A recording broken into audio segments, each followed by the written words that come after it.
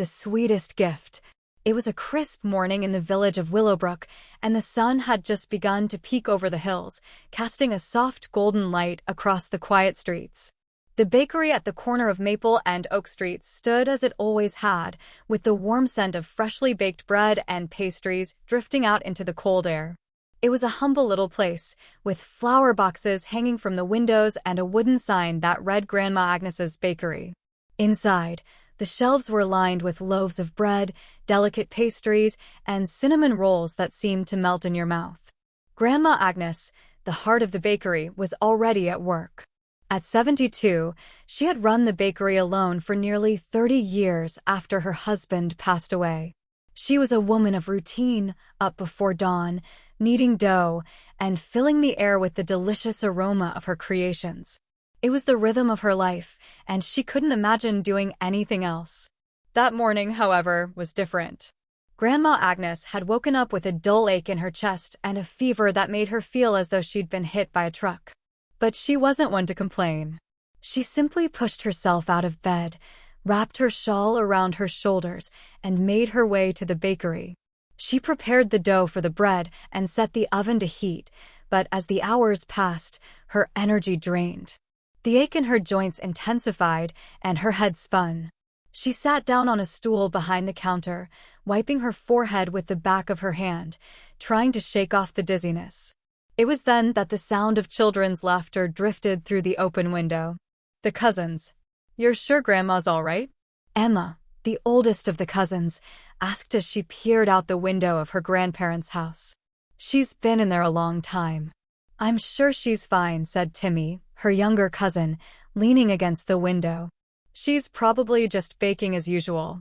The group of cousins, Emma, Timmy, Sarah, Ben, and Lily, had arrived in Willowbrook for their New Year's holiday just the day before. They loved visiting their grandparents, who lived right next door to Grandma Agnes's bakery. Every winter, they would spend their time playing in the snow, baking cookies, and listening to Grandma Agnes tell stories about when she was young. But this time, something felt different. Emma had always looked up to Grandma Agnes, who was a figure of strength and kindness in their small village. But today, something didn't seem quite right. She had been watching for a while, noticing that Grandma Agnes had not come out to greet the early morning customers, nor had she waved to them from the window as she usually did. "I think we should check on her," Emma said firmly. "Don't you think she'll be mad?" Sarah, the second oldest, asked hesitantly. "She doesn't like people fussing over her." "She's my grandma." "I don't mind if she's mad," Emma said with a smile. "Let's go." The cousins rushed out the door, their boots crunching on the snow as they hurried across the yard toward the bakery. When they reached the door, Emma gave it a gentle push, the bell above jingling as they entered. The bakery was quiet, and the first thing they noticed was the warm, inviting scent of bread and cinnamon. But as they walked further in, they saw Grandma Agnes sitting behind the counter, her head resting on her hand. Her face was pale, and there was a slight sheen of sweat on her forehead. "Grandma?" Emma called gently, stepping closer. Grandma Agnes looked up, startled. "Oh, my dears. What are you doing here so early?" "We were worried about you," Emma said. "You don't look well. What's going on?" Grandma Agnes tried to muster a smile, but it was clear she was struggling. "Oh, it's nothing. Just a bit of a chill. I'm fine, really." "No, you're not," Timmy piped up. "You look sick." "I'm just a little tired, that's all," Grandma Agnes insisted, but she didn't look convincing. "It's nothing to worry about." Emma crossed her arms, clearly not buying it. "Grandma, you've been working too hard. You need to rest." "I can't just rest," Grandma Agnes protested weakly. "The bread won't bake itself, and the customers will be here soon." "That's where we come in," Timmy said, a gleam in his eye. "We can help you." Grandma Agnes looked at the group of cousins, each of them brimming with energy and excitement. It was rare for anyone to help her in the bakery, and the thought of it made her hesitate. But seeing their eager faces, she realized they wouldn't take no for an answer. "Oh, all right then," Grandma Agnes said with a soft chuckle. "I suppose it would do no harm." And so, the cousins sprang into action. Emma and Sarah took over the bread making, carefully kneading the dough just as Grandma Agnes had taught them. Timmy and Ben were in charge of the oven, making sure it stayed at the right temperature and that the pastries were baking to golden perfection. Lily helped Grandma Agnes sit comfortably at the counter with a cup of tea, keeping her company as she rested. As the hours passed, the bakery hummed with the sound of laughter and activity.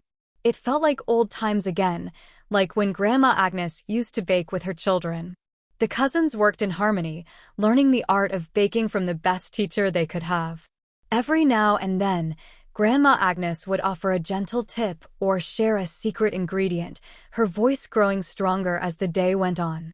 By late afternoon, the kitchen was filled with the delicious scent of freshly baked bread, pies, and cookies. Grandma Agnes felt better, her strength slowly returning with the help of her grandchildren.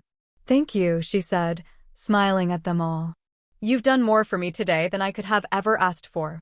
"It's nothing, Grandma," Emma said. "We're just happy to help." On New Year's Day, the sun rose over the village once more, and Grandma Agnes was feeling stronger than she had in days.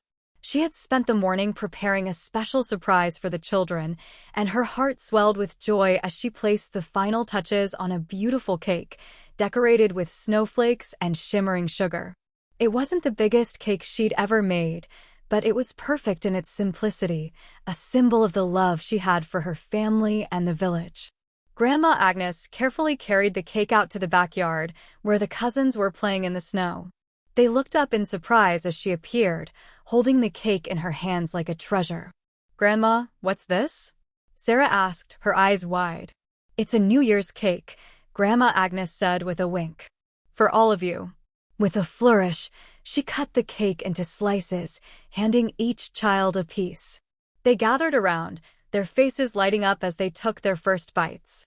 The cake was soft, sweet, and full of warmth, just like the love that surrounded them. As they sat together in the snowy backyard, laughing and sharing the cake, Grandma Agnes felt a sense of contentment wash over her. She had spent many years baking for others, but this moment, sharing something she had made with those she loved most, was the greatest gift of all.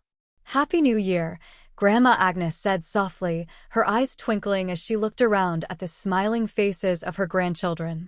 "Happy New Year, Grandma," Emma said, giving her a hug.